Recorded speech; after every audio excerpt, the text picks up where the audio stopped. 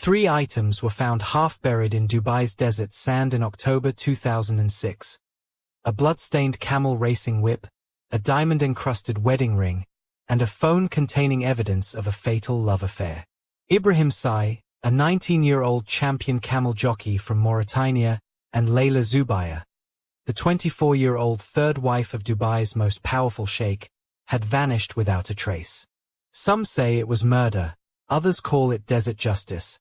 This is the true story of how forbidden love in Dubai's elite camel racing world led to a disappearance that would expose the dark secrets of a billion-dollar sport. Dawn breaks over Dubai's skyline, October 2006. A Bedouin tracker finds 3 items half-buried in the desert sand. An expensive satellite phone, a platinum wedding ring, and a blood-stained camel racing whip. The discovery triggers an investigation that would expose the dark underbelly of Dubai's elite camel racing world. The items belonged to 2 missing people. Ibrahim Sy, a 19-year-old champion camel jockey from Mauritania, hadn't been seen in 3 days. More troublingly, Leila Zubair, the 24-year-old third wife of Sheikh Zubair bin Adil, one of Dubai's most powerful men, had vanished the same night. Their disappearance wasn't random. For 3 months, they had carried on a dangerous affair in the shadows of Dubai's most prestigious camel racing stables. She was a London-educated beauty trapped in an arranged marriage. He was a former child jockey who had risen to become the Sheikh's most trusted rider. Their secret relationship crossed every boundary of class, culture, and Arabian tradition. In 2006, Dubai was a city caught between ancient traditions and modern excess. Glass towers rose from the desert like mirages, while in their shadows, age-old practices continued unchanged. Money flowed like water through the Emirate streets. Western expatriates lived in luxury compounds, conducting billion-dollar deals, while beneath the glittering surface, a different Dubai existed, one where power, tradition, and desert justice ruled supreme. The Al Marmoom camel racing track stood as a testament to this duality. From the outside, it appeared as a modern sports facility, complete with VIP lounges and electronic scoreboards. But inside its walls, an ancient sport played out according to rules unchanged for centuries. Here, wealthy sheikhs wagered millions on their prized racing camels, their fortunes and honor riding on the backs of young jockeys who risked everything for glory and survival. The sport of camel racing dated back to Bedouin traditions, but by 2006, it had evolved into a billion-dollar industry. Racing camels could sell for millions of dollars. Winners of major races received Rolls-Royces as prizes. The sheikhs who owned these racing stables wielded immense power, their influence extending far beyond the track into Dubai's political and financial worlds. But beneath the sport's glamorous surface lay a darker reality. For decades, the industry had relied on child jockeys, trafficked from poor countries and chosen for their lightweight. These boys, some as young as 4, lived in stable compounds, training and racing in dangerous conditions. Many didn't survive to adulthood. Those who did, like Ibrahim, carried scars both visible and hidden. By 2006, international pressure had begun mounting against the use of child jockeys. The UAE would officially ban the practice 2 years later. But in the moment our story takes place, the old system still prevailed. Ibrahim had survived this world to become something rare, an adult jockey who had earned his sheikh's trust through skill and loyalty. At 19, Ibrahim was considered ancient for a jockey, but his expertise with the animals made him invaluable. He understood camels in a way that seemed almost mystical to observers. Under his guidance, Sheikh Zubair's racing stable had become the most successful in Dubai. The sheikh rewarded him with privileges unheard of for someone of his background. Private quarters in the stable compound, a salary that dwarfed what other jockeys earned, and most importantly, trust. This trust gave Ibrahim unprecedented access to the sheikh's world, including his private palace compound where his wives lived in luxury. Among these wives was Leila, the sheikh's newest and youngest bride. At 24, she had been educated in London before her arranged marriage brought her back to Dubai.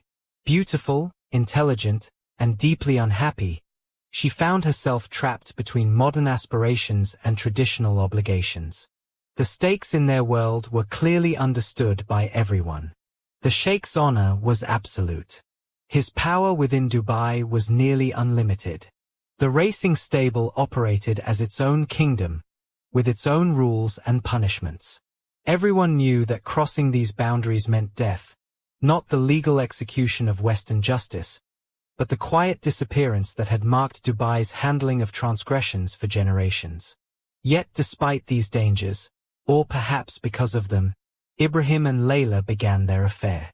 Their first meeting at the stables sparked a passion that would consume them both, leading them to take increasingly dangerous risks. Each secret rendezvous, each hidden message, each stolen moment pushed them closer to discovery. The stable workers who witnessed their growing obsession understood the inevitable outcome. In Dubai's hierarchy, love between a sheikh's wife and a former child jockey could end only one way. Yet they watched in silence as the tragedy unfolded, knowing that in their world, loyalty meant looking away and keeping secrets meant survival. By October 2006, when the Bedouin tracker found those 3 items in the desert, the stage had been set for a story that would combine ancient desert justice with modern passions, leaving behind questions that would haunt Dubai's racing community for decades to come. The disappearance of Ibrahim and Leila would expose the fault lines between old and new Dubai, between tradition and progress, between power and justice. Their story serves as both romance and warning, a reminder that in a land where ancient codes still govern modern lives, some boundaries cannot be crossed without paying the ultimate price. Ibrahim Sy's first memory was the taste of sand. Growing up in Mauritania's desert villages, he learned to walk alongside baby camels, his tiny feet leaving tracks next to their hoofprints. His family, nomadic herders, lived by ancient traditions until drought and poverty forced them to sell their most precious possession, their youngest son. At 8 years old, Ibrahim was trafficked to Dubai through a network that specialized in supplying child jockeys to the Gulf states. The price for a small, lightweight boy, $5,000. His father was promised Ibrahim would receive an education and send money home. Neither promise was kept. Life in Sheikh Zubair's stables taught Ibrahim new definitions of survival. At an age when most children played with toys, he learned to grip a camel's saddle with bleeding hands, to ignore broken bones, to race at 40 miles per hour on a creature 10 times his size. The other boys called him Desert Ghost, for his ability to calm even the most volatile racing camels. While many child jockeys died or were permanently crippled, Ibrahim seemed to possess an almost supernatural connection with the animals. The stable master recognized Ibrahim's gift early. While other boys were controlled through fear, Ibrahim was given special training. He learned to read the subtle body language of racing camels, to understand their moods, to push them to victory through trust rather than terror. By 14, he was winning major races. By 16, he was Sheikh Zubair's lead trainer. At 19, he had become something unprecedented, an adult jockey who commanded respect even from the Emirati stable hands. Yet success came with a price. Ibrahim lived in a luxurious apartment above the stables, earned a salary that could support his entire village back home, and wore expensive clothes befitting his position. But he remained property, a prized possession like the racing camels he trained.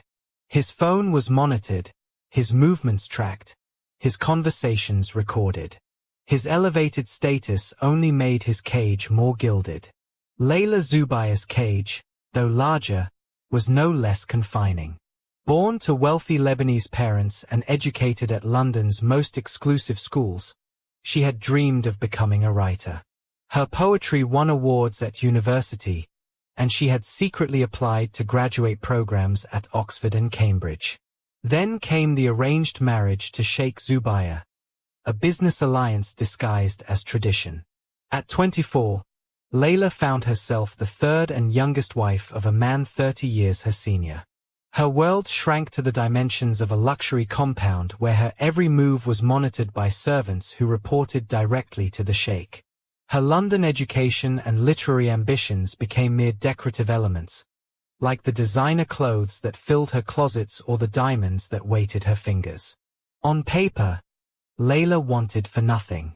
She had unlimited shopping accounts at Dubai's luxury boutiques, a staff of 20 servants, and access to private jets for shopping trips to Paris or Milan.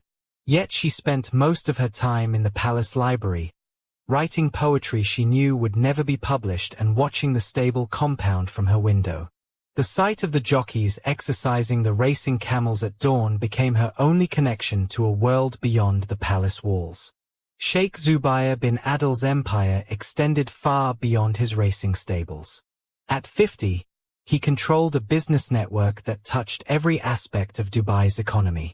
His family's influence dated back to the region's pearl diving days, but Zubair had multiplied their wealth through strategic investments in real estate, banking, and technology.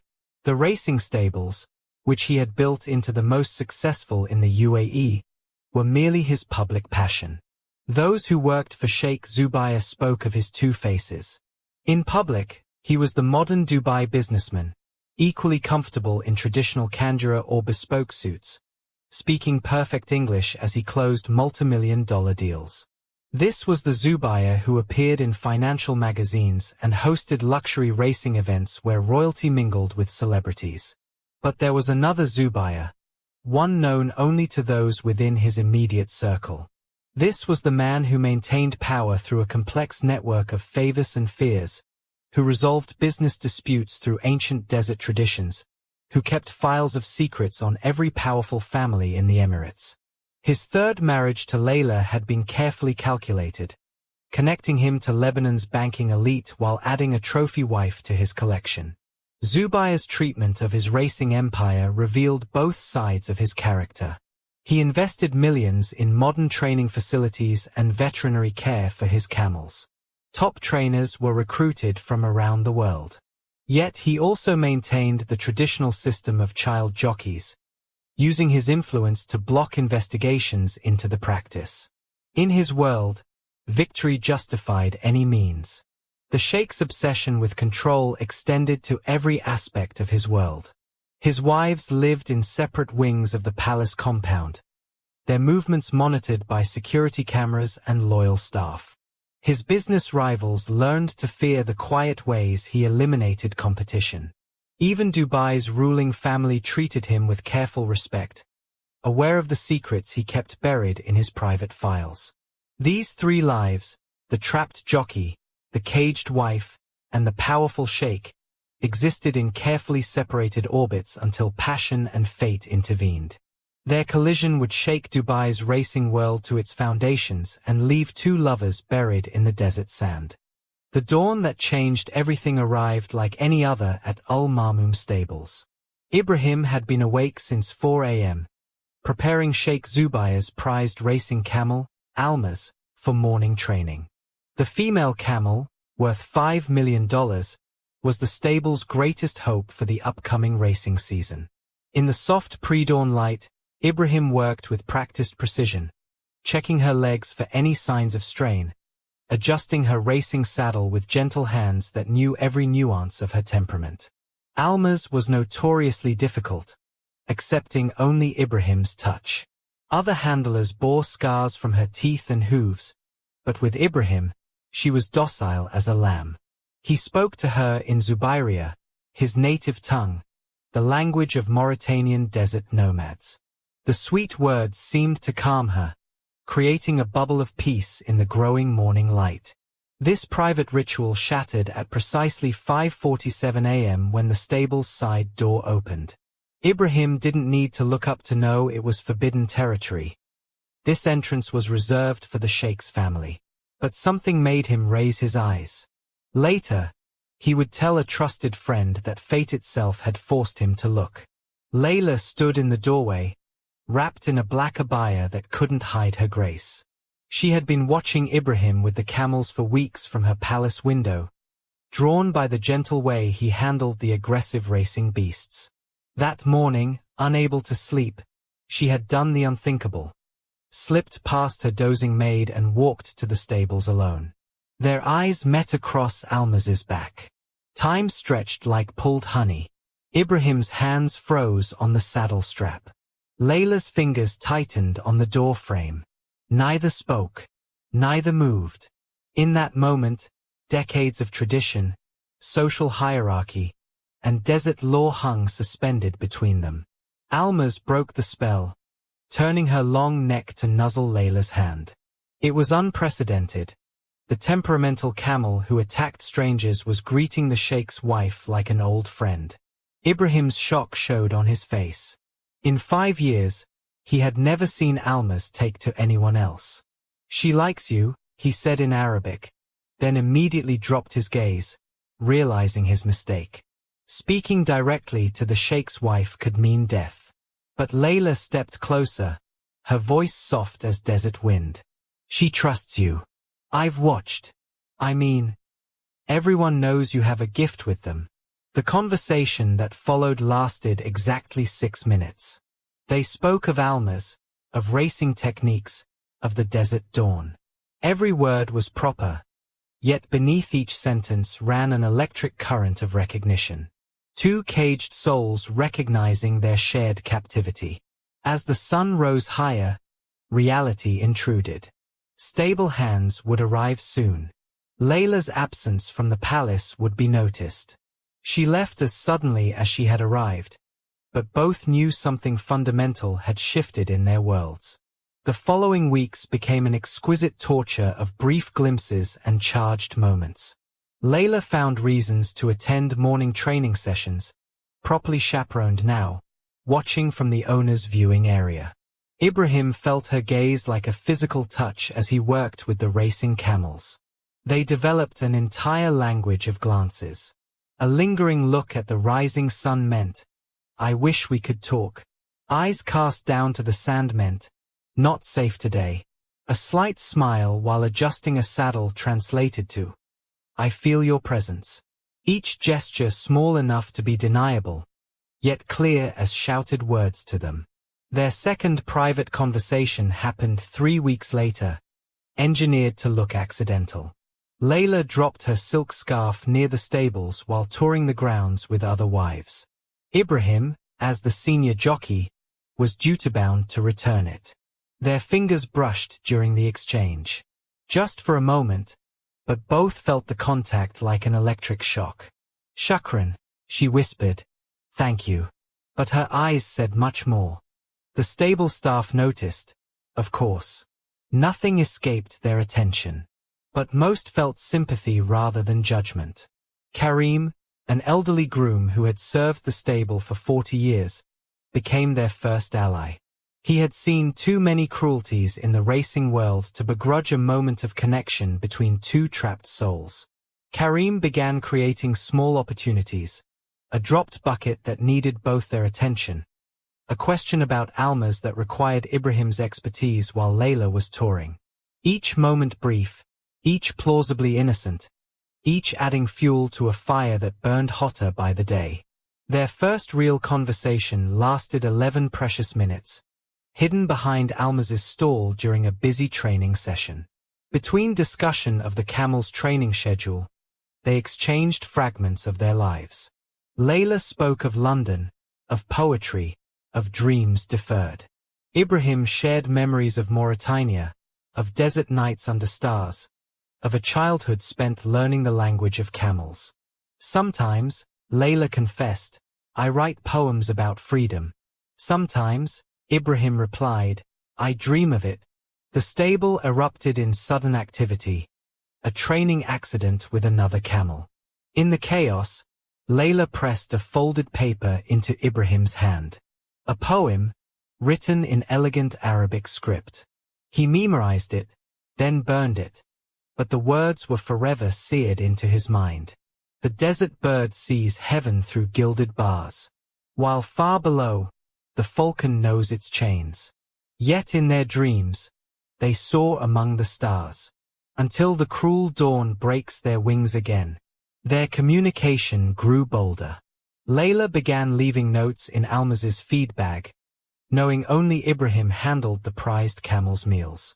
Ibrahim replied by marking tiny symbols in the sand of the training ring, designs that looked like casual scuff marks but spelled words in an ancient Mauritanian script.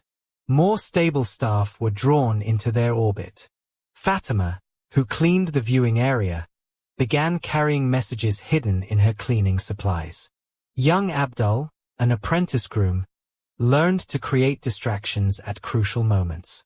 Even the night watchman, old Zubair, no relation to the Sheikh, developed convenient moments of blindness during his rounds. Their first near discovery came 6 weeks after the initial meeting. A surprise visit from the Sheikh to the stables nearly caught them in conversation behind the feed storage. Ibrahim had to dive into a hay pile, emerging later covered in straw but safe. Leila played her role perfectly, inspecting the facilities with her husband, but her hands trembled as she passed Ibrahim's hiding spot. That night, Ibrahim found a note in Almaz's stall. The fear makes it sweeter. The danger makes it real. Are we mad? His reply, left in the same spot. If this is madness, sanity is a prison. Each close call, rather than deterring them, only intensified their connection. The threat of discovery added an intoxicating edge to every shared glance, every brushing touch, every whispered word. They were playing with fire in a world made of gunpowder, and they knew it. By the end of the second month, they had developed an elaborate system of signals and meeting points. A blue scarf in Leila's window meant, "Watch for a note." Ibrahim's choice of which camel to ride first in morning training indicated which hidden spot he'd check for messages. The stable's architecture became their secret ally, blind spots in the security cameras, shadowed corners during the muezzin's call to prayer, moments when the changing of palace guards left brief windows of opportunity. Their growing network of sympathizers among the stable staff provided both protection and peril. Each new confidant increased their chances of discovery, yet they couldn't maintain their connection without help. The staff's loyalty was bought with a combination of Ibrahim's earned respect and Leila's small kindnesses. Extra pay slipped quietly, medical care arranged for families, school fees handled discreetly. Yet even as their system grew more sophisticated, both Ibrahim and Leila knew they were living on borrowed time. Every note could be intercepted, every glance observed, every moment of privacy shattered by a single misstep. The Sheikh's intelligence network was vast, his paranoia legendary, his revenge absolute. Still, they persisted. The taste of forbidden fruit had awakened something in both of them that couldn't be suppressed. Their brief encounters sustained them through long days of separation. Each message exchanged felt like a small victory against the gilded prisons that held them both. As the second month bled into the third, their caution began to slip. Meetings grew longer, risks greater, passion harder to hide. The stable staff whispered warnings they chose not to hear. Even Almaz seemed to sense the growing danger, becoming agitated when they met in her stall. But for Ibrahim and Leila, there was no turning back. They had tasted freedom in their stolen moments, and that taste had become more addictive than any drug. The desert sun might burn them to ashes, but like moths to a flame, they couldn't resist its fatal light. Obsession crept into their lives like desert sand, gradually at first, then suddenly all-consuming. By the third month of their affair, Ibrahim and Leila's minds had become psychological mirrors, each reflecting nothing but the other's presence. Ibrahim's legendary focus, once his greatest asset in the racing world, began to splinter. During morning training, his thoughts wandered to Leila with dangerous frequency. The stable hands noticed how he would stare at the palace windows for hours, his hands moving mechanically through familiar tasks while his mind lived in another world. Even his prized connection with the camels suffered. Almaz, once perfectly attuned to his commands, began showing signs of confusion, picking up on her rider's distracted state. In her gilded palace rooms, Leila's transformation was equally profound. She developed obsessive rituals, sleeping only on the side of her bed nearest the stables, wearing the same perfume she'd worn during their first meeting, writing his name in water on marble floors just to watch it evaporate. Her poetry, once focused on themes of abstract freedom, now burned with dangerous specificity. She filled notebooks with verses about desert lovers and forbidden touches, each word a potential confession. Their psychological dependency deepened beyond reason. Ibrahim began timing his heartbeat to the rhythm of her daily routines.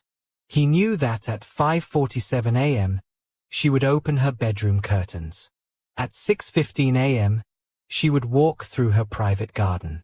His entire existence oriented itself around these moments of distant observation. The racing world that had once been his whole life became merely a backdrop for glimpses of her. Leila developed physical symptoms of their separation. Her hands would shake uncontrollably during the long hours between meetings. She lost weight, food tasting like ash without the promise of seeing him. Sleep became impossible without hearing his voice. She began to experience phantom sensations, the ghost of his touch on her skin during formal dinners, the echo of his whispers during prayer times. Their mental states deteriorated in parallel spirals. Both developed an almost supernatural awareness of time, the exact duration of guard shifts, the precise moments when security cameras turned, the split seconds when passages became temporarily unobserved. This hypervigilance wore on their nerves, turning them into creatures of pure instinct and desperate need. The complexity of their secret communication became an obsession in itself. They developed multiple redundant systems, primary signals, backup codes, emergency warnings. Every flower arrangement in Leila's window carried 3 layers of meaning. Each color of Ibrahim's training cloths signaled different messages. They memorized dozens of codes, their minds constantly churning through possibilities and plans. Their network of helpers witnessed their descent with growing concern. Old Karim, who had initially supported their romance, began to notice troubling signs. Ibrahim, once methodical in his care of the racing camels, now rushed through essential tasks, his mind obviously elsewhere. During crucial training sessions, his reactions were delayed, leading to dangerous moments with the high-strung racing beasts. Leila's personal maid, Fatima, watched her mistress's transformation with mounting anxiety. The once composed woman now spent hours staring at the stable yard, her fingers tracing Ibrahim's name on window panes. She would startle violently at any unexpected noise, her nerves frayed by constant vigilance. Her conversations became disjointed, every response somehow circling back to seemingly innocent questions about the stables or racing schedule. Their obsession manifested in increasingly reckless behavior. During a major racing event, with Sheikh Zubair and his entire entourage present, they engineered a meeting in the deserted prayer room behind the main grandstand. The danger of discovery was extreme, but they couldn't help themselves. The 5 minutes they stole together were worth any risk in their minds. Each close call only intensified their addiction to danger. When a junior stable hand nearly discovered them in the feed room, their terror quickly transformed into exhilaration.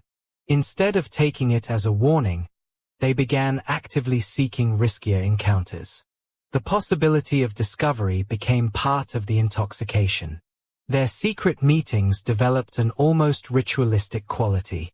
Each encounter had to follow specific patterns, particular words exchanged in exact order, specific touches that had to be performed just so. Any deviation from these rituals would trigger anxiety in both of them. The compulsive nature of their behavior became most apparent in these moments. The physical aspects of their relationship carried psychological weight far beyond the actual encounters. A brush of hands during a formal stable inspection would consume their thoughts for days. The scent of Leila's perfume lingering in the stable office would leave Ibrahim unable to focus for hours. Every sensation became magnified by the forbidden nature of their love. Their attempts at maintaining normal appearances began to fail noticeably. During palace dinners, Leila would lose track of conversations, her mind replaying moments with Ibrahim. He began making uncharacteristic mistakes during races, his reputation for perfection tarnished by his distraction. Both developed visible tics, her constant touching of a hidden locket containing his picture, his habitual glancing toward her windows. The strain of their double lives manifested in increasingly erratic behavior. Leila started inventing elaborate excuses to visit the stables, her stories becoming more complex and less plausible. Ibrahim developed insomnia, spending nights pacing the stable yards, drawn like a moth to the light in her distant window. Their mutual obsession fed on itself, growing stronger with each passing day. Their helpers watched this descent with growing alarm. The stable staff who had initially found their romance touching now whispered concerns about their mental state. Palace servants who had helped pass messages began to worry about the increasingly desperate tone of their communications. Even Almaz, the camel who had first brought them together, grew skittish in their presence, sensing their mounting tension. As their 4th month of secret meetings approached, their psychological deterioration became impossible to hide. Both lost dangerous amounts of weight. Dark circles under their eyes testified to sleepless nights. Their movements became jerky and uncertain, betraying their constant state of nervous anticipation. Yet they couldn't stop. The obsession consumed every aspect of their lives. Ibrahim could no longer remember how he had lived before knowing her. Leila couldn't imagine existence without their secret meetings. They began taking incredible risks, meeting in plain sight during busy race days, exchanging touches under the very eyes of palace guards. Their behavior bordered on suicidal, yet they seemed beyond caring. Their private moments together took on an almost religious intensity. They developed elaborate promises and pledges, swearing eternal devotion in multiple languages. Every meeting became both a celebration and a desperate grasp at time that seemed to slip away too quickly. They began talking about escape, making impossible plans that deep down they knew could never work. The psychological weight of their secret became crushing. Both began experiencing panic attacks, moments when the enormity of their situation would hit them full force. Yet instead of drawing back, these episodes only pushed them closer together. They clung to each other like drowning people, each other's presence both salvation and destruction. Their final month would see this obsession reach fatal intensity. Every encounter carried the weight of potential finality. Their awareness of the approaching doom seemed to heighten every sensation, make every shared moment more precious. They began sending MMS photos to each other on secret phones, dangerous evidence they couldn't resist creating. Looking back, the signs of their approaching destruction were clear to everyone but them. Their love had become a form of madness, a shared delusion that blinded them to the inevitable consequences of their actions. In the end, it would be this all-consuming obsession that would lead them to one fatal mistake too many. The descent was complete. What had begun as a chance encounter had evolved into an obsession that would ultimately consume them both. Their story would become a whispered legend in the stables, a cautionary tale about the price of forbidden love in a world where ancient laws still held deadly power. By the 5th month, their love had become a prison more confining than the palace walls or stable boundaries. Ibrahim and Leila's obsession transformed from passion to pathology, their dependency on each other reaching levels that terrified even their most loyal confidants. Ibrahim's mind became a continuous loop of Leila's existence. He measured time not in hours but in moments until their next meeting. During races, he rode like a man possessed, pushing camels to dangerous speeds just to feel the same adrenaline rush he experienced in her presence.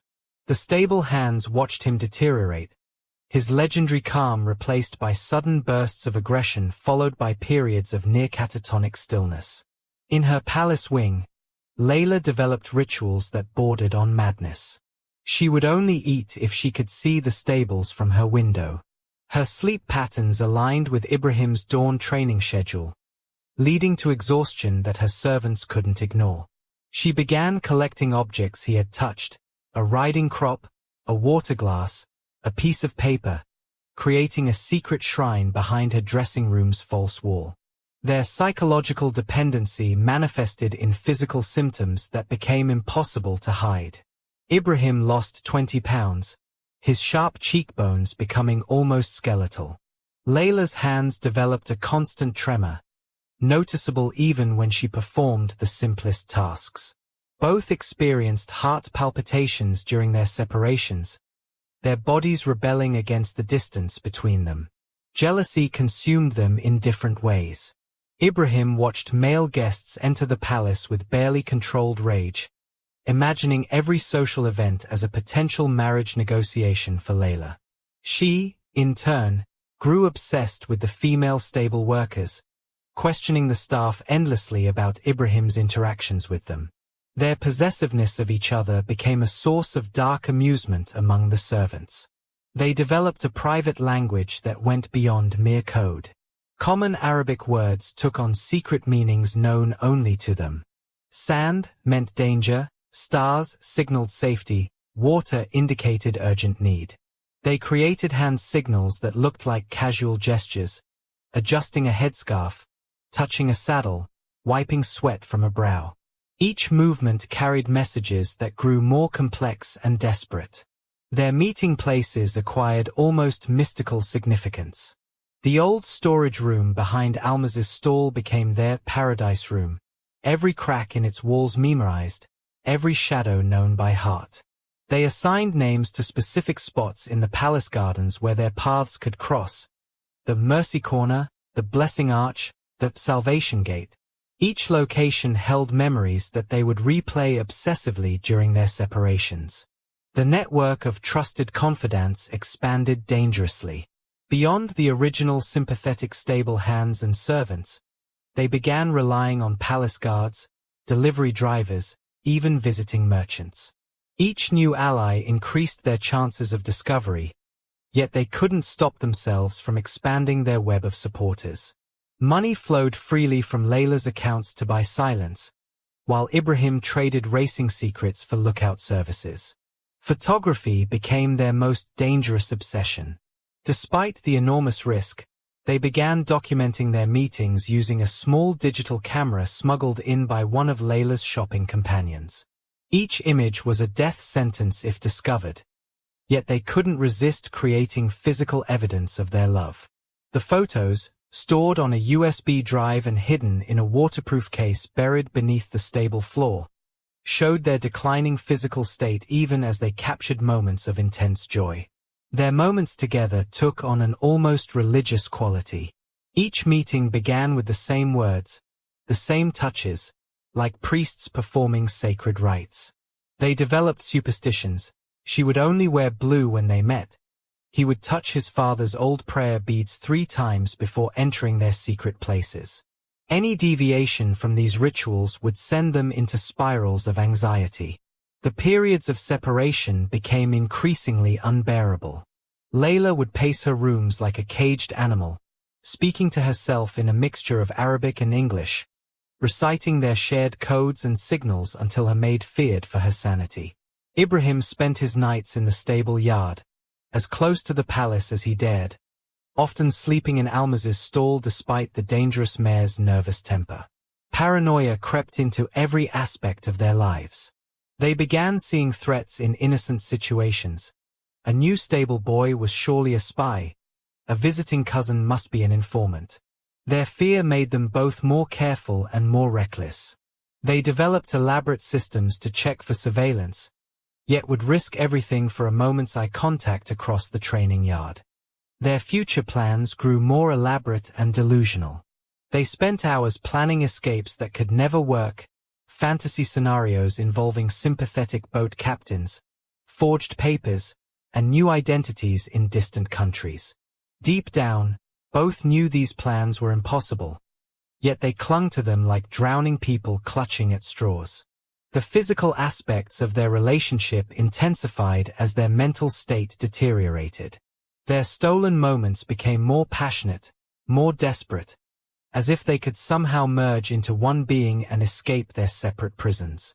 Each touch carried the weight of potential finality, each embrace tinged with the fear of discovery. Their secret world expanded even as their real lives contracted. They created elaborate stories about their future together, building imaginary lives in precise detail. The house they would share, the children they would have, the freedom they would enjoy. These fantasies sustained them through increasingly difficult separations, even as they pulled them further from reality. The stable staff and palace servants watched their descent with growing alarm. Old Karim, who had seen many tragedies in his decades at the stables, began making subtle preparations for the disaster he saw coming. Leila's personal maid started sleeping with a packed bag, ready for the day when everything would unravel. Their desperation peaked in moments of near discovery. A close call with one of the sheikh's other wives led to Leila spending 3 hours hidden in a tack room, emerging with a wild look that concerned even Ibrahim. He almost collided with the sheikh himself while leaving a secret meeting, the near miss leaving him vomiting from stress behind the stables. Yet these brushes with disaster only pushed them closer together. Each risk survived became proof of their love's destiny, each narrow escape evidence of divine protection. They began to believe themselves invincible, protected by the very intensity of their feelings. This delusion would prove fatal. Their love had become a poison that they willingly drank, a madness they embraced, a prison they had built around themselves with obsession for mortar and desperation for bars. In the end, it would be this very intensity that would blind them to the approaching disaster, leading them to take one risk too many. The paradise they found in each other's arms was inseparable from the hell of their separation. Heaven and torment became one experience, pleasure and pain fused into a single sensation that defined their existence. They were no longer two people but one entity split between two bodies, their individuality sacrificed to their shared obsession. In the final days before their discovery, even their most devoted allies could see the end approaching. Their behavior became increasingly erratic, their need for each other more obvious, their caution evaporating like morning dew in the desert sun. They were racing toward a cliff edge, fully aware of the fatal drop ahead, yet unable to turn away from it. Their love had become both salvation and damnation, a paradise that was its own hell, a prison they would choose again even knowing its fatal end. In the story whispered in Dubai's stables for years afterward, their passion would be described as a form of divine madness, beautiful, terrible, and ultimately deadly. Their end came not with a dramatic revelation but with a simple mistake. On October 15, 2006, Leila left her secret phone charging beneath a stable blanket. The phone, bought through a chain of trusted servants, contained hundreds of SMS messages and MMS photos, evidence of their forbidden relationship. A new stable boy, eager to prove his worth, brought the phone directly to Sheikh Zubair's head of security. Within hours, the palace machinery of revenge began moving with terrifying efficiency. Security teams descended on the stables under cover of darkness, their movements disguised as a routine drug inspection. Ibrahim, working late with Almas, had no warning before they seized him. His last free action was to release the prized racing camel into the desert, a final act of defiance that would cost the sheikh millions. The evidence they discovered damned them both completely. Beyond the phone's contents, searchers found their buried cache of photographs, love letters written in their secret code, and a detailed escape plan scheduled for the following week. Most damaging were Leila's poems, hidden in Ibrahim's quarters, describing their passionate encounters in explicit detail. Witness accounts would later piece together the chaos of that night. Stable hands reported hearing Ibrahim's screams from a basement room beneath the main office. Palace staff described Leila being dragged from her bed by female guards, her silk nightgown torn, her calls for Ibrahim echoing through marble halls. Their most loyal helpers were rounded up within hours, facing harsh interrogation about their roles in the affair. The sheikh's reaction combined cold calculation with hot revenge. He convened his closest advisors in a midnight meeting, determining how best to handle the scandal while satisfying traditional demands for honor. The decision was made to handle everything internally, avoiding any official involvement that might spark international attention. Leila's attempted escape was both desperate and doomed. Breaking free from her guards during transfer to a secure wing, she managed to reach the stable yard. Witnesses say she ran straight to Almaz's empty stall, perhaps hoping Ibrahim had left her a message, or simply drawn there by memory. Guards found her clutching his racing whip, refusing to surrender it even when restrained. Ibrahim's fate unfolded with brutal efficiency. Security footage from that night shows 4 SUVs leaving the compound at 3 a.m., driving toward the deep desert.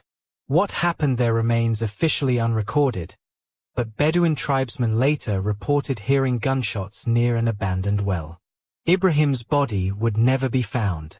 The palace reaction focused on containment. Staff members who had witnessed the arrests were confined to the compound.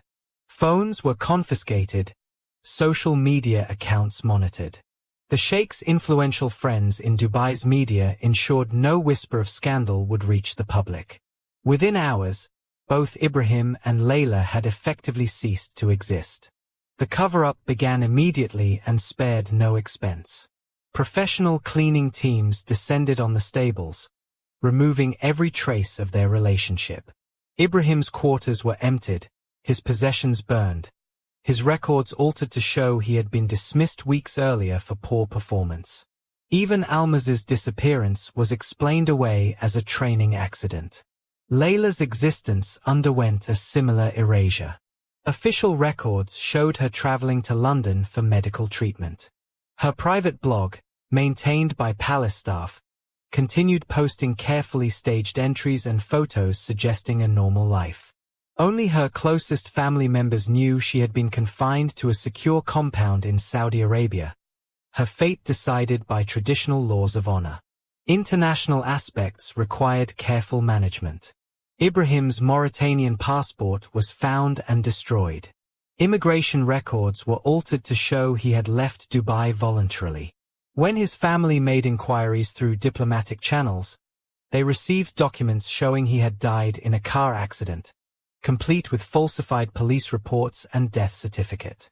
The sheikh's influence ensured total cooperation from Dubai's authorities. Police reports were created and backdated, establishing official versions of events that existed solely on paper. Bank records were altered, surveillance footage deleted, witnesses paid or threatened into silence. The machinery of power worked with practiced efficiency to erase all evidence of the tragedy. Those who had helped the lovers faced varied fates. Most of the stable staff were simply dismissed, sent back to their home countries with warnings never to return. A few key witnesses disappeared entirely, their families receiving generous compensation for their workplace accidents. Even Fatima, Leila's loyal maid, vanished after providing a detailed statement about her role. The official story emerged within days. Ibrahim had been caught stealing from the racing operation and fled to avoid prosecution. Leila was receiving specialized medical treatment abroad. Any suggestion of a connection between these events was met with legal threats or worse. The sheikh's influence over local media and internet providers ensured no questions were asked in public, and any online mentions were swiftly removed. The most dangerous evidence, their photos and love letters, was systematically destroyed. Digital records were wiped, paper documents burned, physical mementos crushed and buried. Only Leila's poems survived, secretly preserved by a sympathetic guard who recognized their literary and historical value. These would emerge years later, published anonymously in a Lebanese literary magazine. In the end, the palace machinery proved as efficient at destruction as it had been at protection. Within a week, No trace remained of the love affair that had obsessed them for months. The stables returned to normal operation.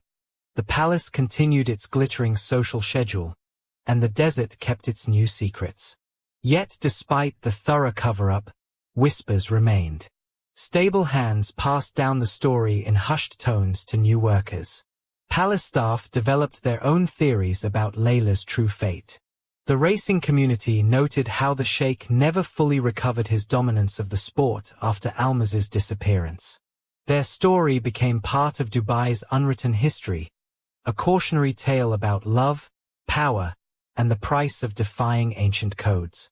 The final act of their tragedy played out in silence, hidden behind wealth and influence, buried in desert sands.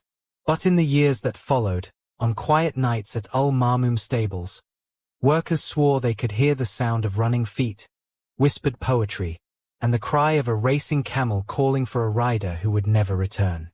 The official investigation into Ibrahim and Leila's disappearance barely lasted a week. Dubai police, understanding the delicate nature of any case involving the racing elite, limited their involvement to filing routine paperwork. Their reports, masterpieces of deliberate vagueness, cited voluntary departure and medical travel as official explanations. However, beneath the surface, other investigations gained momentum. The Mauritanian embassy, pressed by Ibrahim's family, began making discreet inquiries. American journalists, drawn by whispers of a scandal involving Dubai's racing industry, started probing the story's edges. Human rights organizations, already monitoring the UAE's treatment of foreign workers, added Ibrahim's case to their files. These parallel investigations hit walls of silence and manufactured evidence. Bank records showed Ibrahim withdrawing his savings days before disappearing. Security footage documented him leaving the stables carrying packed bags. Phone records indicated calls to travel agencies. Each piece of evidence was perfectly crafted, yet somehow too perfect. The media blackout proved nearly absolute. Local newspapers ignored the story completely. International reporters who pushed too hard found their UAE visas suddenly revoked. Online mentions of the case disappeared within hours, as palace staff worked with internet providers to remove any traces from forums and blogs. Even Ibrahim's family's emotional appeals on Mauritanian television never reached Dubai's airwaves. Yet fragments of truth escaped the blackout. A British tourist's vacation photos accidentally captured Ibrahim's last moments in the stable yard. CCTV footage from a nearby gas station recorded the convoy of SUVs heading into the desert that fatal night. A French veterinarian documented Leila's absence during a routine palace visit. These pieces, scattered across different countries, slowly formed a darker picture. The racing industry underwent subtle but significant changes in the aftermath. Sheikh Zubair's dominance of the sport declined sharply after Almaz's disappearance. Other stables, sensing weakness, began challenging his supremacy. The practice of employing adult jockeys accelerated, partly due to international pressure but also because Ibrahim's story had made child jockeys harder to control. Cultural ripples spread through Dubai's expatriate community. Relationships between foreign workers and local families became subject to stricter scrutiny. Palace security protocols tightened across the emirate. The romantic notion of desert love affairs collided with harsh reality, leading to more cautious behavior among both foreigners and locals. The stable itself never fully recovered its former glory. New jockeys refused Ibrahim's old quarters, claiming to hear strange sounds at night. Horses and camels became inexplicably agitated near Almaz's former stall. Staff turnover increased as workers reported unsettling experiences, whispered poetry on the wind, phantom footsteps in empty corridors, the scent of Leila's signature perfume appearing without source. More practical changes emerged in the racing world. Stable security systems were modernized, monitoring both animals and humans more closely. Staff backgrounds underwent deeper scrutiny. Communication between palace households and stable staff became more formally regulated. Each change acknowledged the tragedy without ever naming it.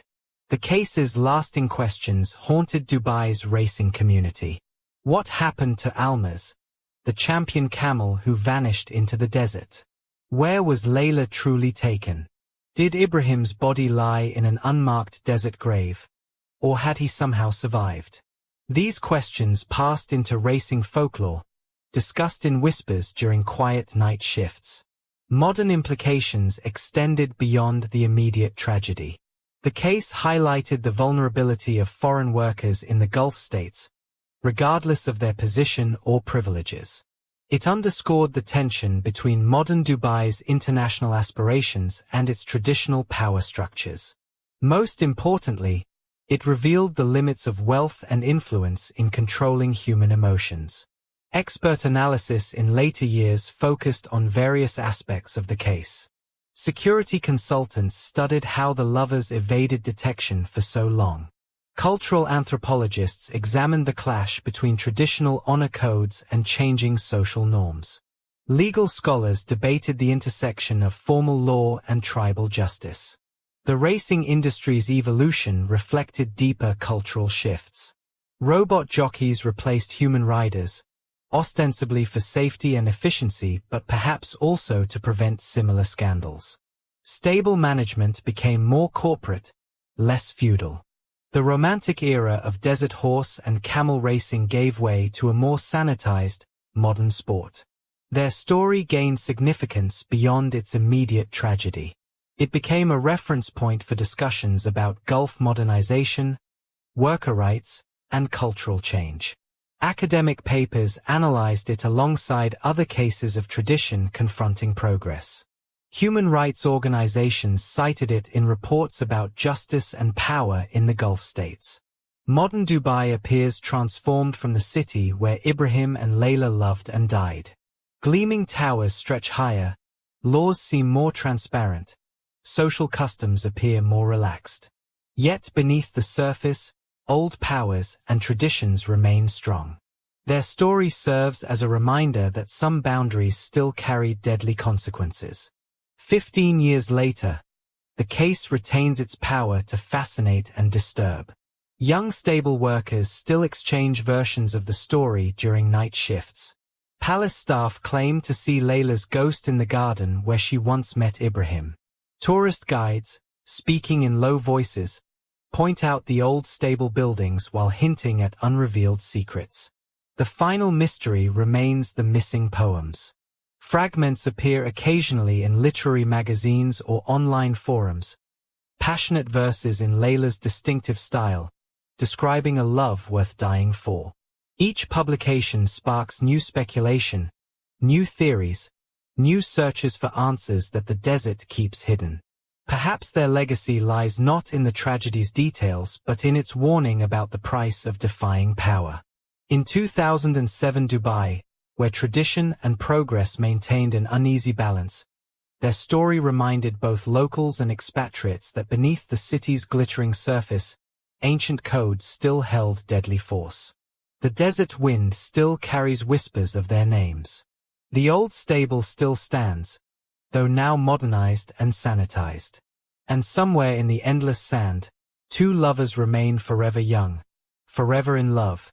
Their story a ghost haunting the conscience of a city that tries to forget while never quite succeeding.